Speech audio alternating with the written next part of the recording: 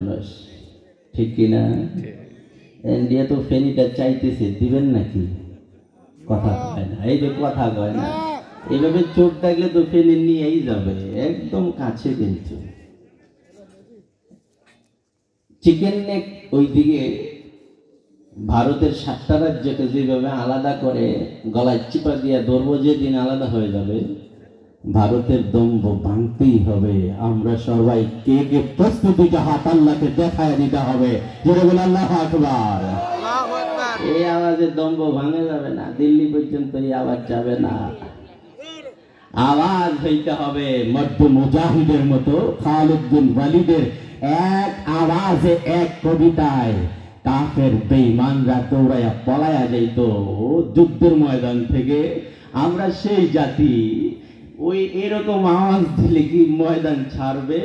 ভারতের হিন্দুত্ববাদী কসাইরা ময়দান ছাড়বে? কথা কয় না।